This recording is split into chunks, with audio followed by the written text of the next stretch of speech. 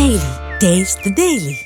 తెలంగాణ వ్యాప్తంగా చలి వణికిస్తోంది. ఈ నెల 8 నుంచి ఉష్ణోగ్రతలు సాధారణం కంటే 4-5 డిగ్రీలు తక్కువగా నమోదవుతున్నాయి.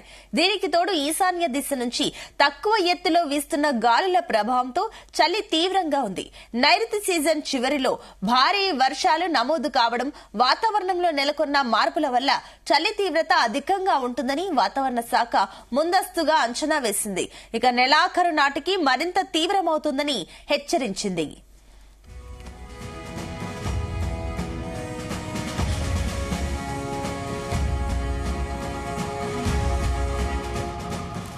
వాతావరణంలో మార్పులతో కాస్త ఉష్ణోగ్రతలు పెరుగుతాయని నిపుణులు అంచనా వేసినప్పటికీ పగటిపూట సాధారణ వాతావరణం నమోదవుతుండగా రాత్రిపూట మాత్రం కనిష్ట ఉష్ణోగ్రతలు భారీగా పడిపోతున్నాయి.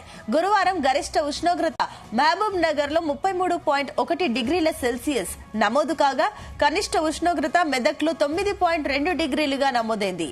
రాష్ట్ర ప్రణాళిక శాఖ వివరాల ప్రకారం కనిష్ట ఉష్ణోగ్రత అత్యంత తక్కువగా మెదక్ జిల్లా కోహీర్లో 7.4 డిగ్రీల సెల్సియస్ నమోదైంది. రాష్ట్రంలో కనిష్ట ఉష్ణోగ్రతలు సాధారణం కంటే 4 నుంచి 6.9 డిగ్రీలు తక్కువగా నమోదైనట్లు వాతావరణ శాఖ గణాంకాలు చెబుతున్నాయి.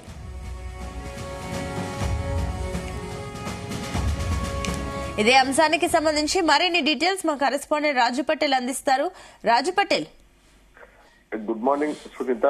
తెలంగాణ వ్యాప్తంగా కూడా చలి తన ప్రభావాన్ని విపరీతంగా చూపిస్తుంది. ఉష్ణోగ్రతలు కూడా కనిష్ట స్థాయికి పడిపోతూ ఉండడంతో చలి మరింత రెచ్చిపోతుందని చెప్పవచ్చు. తెలంగాణ వ్యాప్తంగా అయితే చలి దాటికైతే ప్రజలు గజగజ వణికిపోతున్నారు. ఈ నెల 8 నుంచి ఉష్ణోగ్రతలు సాధారణ స్థాయి కంటే 4-5 డిగ్రీలు తక్కువగా నమోదవుతున్నాయి. సో దీనికి తోడు ఈశాన్య దిశ నుంచి తక్కువ ఎత్తులో వీస్తున్నటువంటి గాలుల ప్రభావంతో కూడా తెలంగాణ రాష్ట్ర వ్యాప్తంగా చలి తీవ్రత చాలా ఎక్కువగా ఉంటుంది సునీత. నైరుతి సీజన్ చివరిలో భారీ వర్షాలు నమోదు కావడం, వాతావరణంలో నెలకొన్నటువంటి భారీ మార్పుల వల్ల చలి తీవ్రత అధికంగా ఉంటుందని కూడా హైదరాబాద్ వాతావరణ శాఖ ముందుగానే అంచనా వేసి తెలిపింది. నెలాఖరు నాటికి చలి తీవ్రత మరింత ఎక్కువ అవుతుందని కూడా ఐఎండీ కూడా హెచ్చరికలు జారీ చేసింది. సో ఈ పరిస్థితులలో అయితే ఒకసారి గణనీయంగా తగ్గిపోతున్నటువంటి ఉష్ణోగ్రతలు ఒక తక్కువ సాధారణ స్థాయి నుంచి తక్కువ స్థాయికి పడిపోతున్నటువంటి సిచ్యువేషన్స్ అయితే రాబోయే రోజుల్లో చలి తీవ్రతను చాలా ఎక్కువగా పెంచేదిగా కనిపిస్తుంది. వాతావరణంలో మార్పులతో కాస్త ఉష్ణోగ్రతలు పెరుగుతాయని వెదర్ ఎక్స్పర్ట్స్ ఒక అంచనా వేసినప్పటికీ కూడా పగటిపూట సాధారణ వాతావరణం నమోదవుతుంది. రాత్రిపూట మాత్రము కనిష్ట ఉష్ణోగ్రతలు భారీగా పడిపోతున్నాయి. గురువారం గరిష్ట ఉష్ణోగ్రత మహబూబ్ నగర్ జిల్లాలో 33.1 డిగ్రీల సెల్సియస్ నమోదు కాగా ఇక కనిష్ట ఉష్ణోగ్రత మెదక్ లో 9.2 డిగ్రీలు నమోదైంది. రాష్ట్ర ప్రణాళిక శాఖ వివరాల ప్రకారం కనిష్ట ఉష్ణోగ్రత అత్యంత తక్కువగా మెదక్ జిల్లా కోహీర్లో 7.4 డిగ్రీల సెల్సియస్ గా నమోదైంది.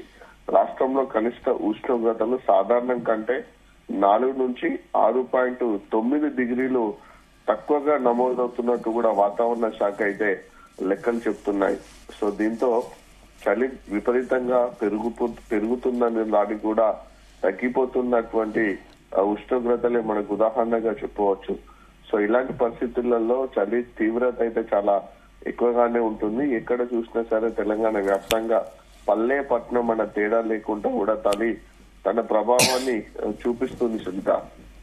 ఇక ముఖ్యంగా చూసుకుంటే ఇటు ఆదిలాబాద్, నిర్మల్, కొమ్రంభీం, ఆసిఫాబాద్ జిల్లా, మంచిర్యాల, పెద్దపల్లి, రాజన్న సిరిసిల్ల, ములుగు, భూపాల్పల్లి జిల్లా, అలానే భద్రాద్రి కొత్తగూడెం, ఖమ్మం, మహబూబ్ నగర్, నాగర్ కర్నూల్, అచ్చంపేట, వికారాబాద్, రంగారెడ్డి ఈ జిల్లాల్లో మిగతా జిల్లాల్లో కంటే తక్కువ స్థాయిలో ఉష్ణోగ్రతలు నమోదవుతున్నాయి. హైదరాబాద్ సిటీలో కూడా షేర్లింగంపల్లిలో గత 4-5 రోజుల పాటు వరుసగా కూడా రికార్డు స్థాయిలో రాష్ట్రంలోనే అంటే పట్టణాల పరిధి కనుక మనం ఒకసారి లెక్కలేసుకుంటే షేర్లింగంపల్లిలో హైదరాబాద్ సిటీలో షేర్లింగంపల్లిలో తక్కువ స్థాయిలో మనకు కనిష్ట ఉష్ణోగ్రత నమోదయ్యాయి. ఇక కొమరంభీం, ఆసిఫాబాద్ జిల్లాలో కూడా తక్కువ స్థాయిలో మనకు ఉష్ణోగ్రతలు నమోదయ్యాయి.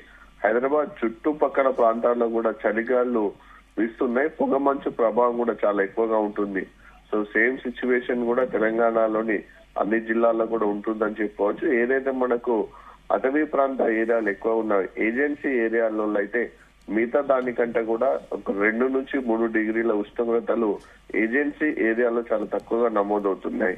ఇప్పుడు ఆదిలాబాద్ జిల్లాకు సంబంధించినటువంటి ఉట్నూరు ఏజెన్సీ అయినా, ఉమ్మడి వరంగల్ జిల్లాకు సంబంధించినటువంటి ఏటునగరం ఏజెన్సీ కానీ, అటు ఉమ్మడి ఖమ్మం జిల్లాకు సంబంధించినటువంటి భద్రాద్రి కొత్తగూడెం ఏజెన్సీ, భద్రాచలం ఏజెన్సీ కానీ, సో ఇలా ఈ ఏజెన్సీలలో చలి ప్రభావం చాలా ఎక్కువగా ఉంటుంది. చలికి ఏజెన్సీలో ఉన్నటువంటి ఏదైతే గిరిజన గ్రామాల ప్రజలు ఉంటారో, గిరిజనులు ఉంటారో చాలా ఇబ్బందికరమైనటువంటి పరిస్థితిని అయితే ఎదుర్కొంటున్నారు.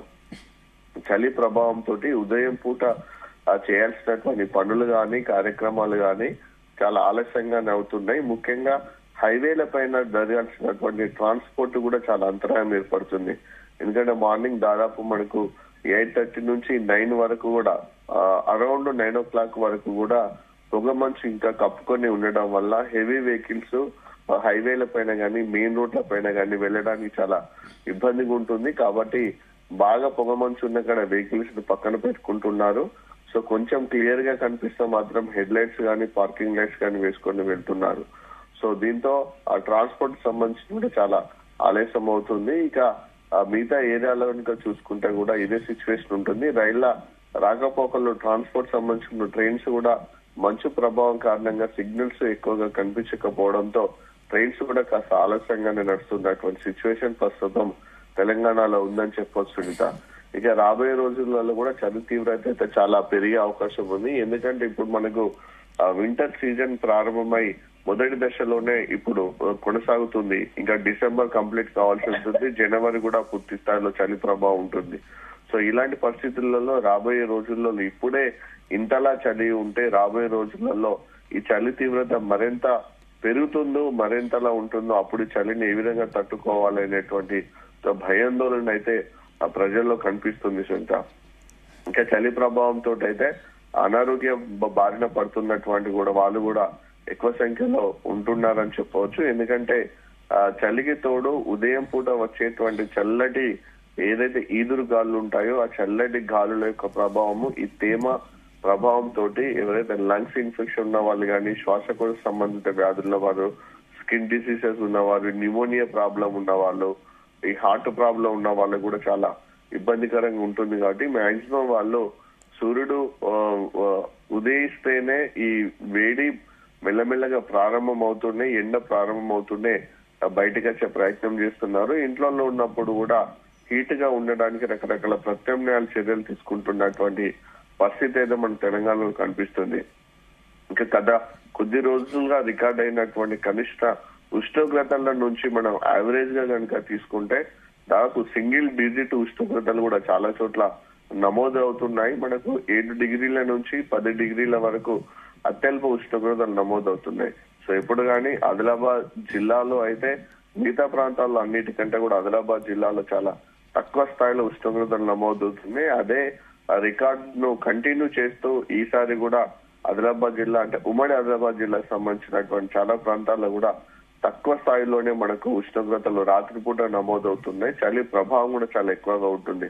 అయితే గత ఈ 2 రోజుల నుంచి నిన్న మొన్న కనుక చూసుకుంటే అయితే కాస్త తగ్గిందని చెప్పవచ్చు. ఎందుకంటే ఇది వరకు గత 3 రోజుల క్రితం వరకు కూడా సూర్యుడు ఉదయించడానికి దాదాపు మనకు 8 o'clock సమయం పట్టేది. కానీ ఇప్పుడు మాత్రము 7 o'clock సూర్యుడి యొక్క ఉదయించేటువంటి సమయం కూడా ప్రారంభమైందంటే కాస్త మార్నింగ్ పూట ఎండ వేడి ఉండడం వల్ల కాస్త కొద్ది గొప్ప రిలాక్సేషన్ అయితే చలి నుంచి ప్రజలు అవుతున్నారు. ఇప్పటికే గ్రామాల్లో అయితే చలి ప్రభావం నుంచి తట్టుకోవడానికి వాళ్ళ యొక్క ఇండ్ల వద్ద గాని, అరువుల వద్ద గాని ఆల్రెడీ చలి మంటలు కూడా కాగుతూ చలి ప్రభావం నుంచి బయటపడడానికి తమ వంతు ప్రయత్నాలు చేస్తున్నటువంటి సిచ్యువేషన్ తెలంగాణలో కనిపిస్తుంది. మొత్తానికి రాబోయే రోజుల్లో అయితే చలి తీవ్రత మరింత పెరిగి కనిష్ట స్థాయిలో ఉష్ణోగ్రతలు కూడా పడిపోయే అవకాశం ఉన్నటువంటి పరిస్థితుల్లో ప్రజలు స్వీయ రక్షణగా వారికి వారి చర్యలు తీసుకొని చలి ప్రభావం నుంచి తట్టుకోవాలనేటువంటిది ఈ విషయాన్ని కూడా అటు వైద్యులు గాని, వెదర్ ఎక్స్పర్ట్స్ గాని చెప్తున్నారు Sunitha. Right, thank you Raju Patel.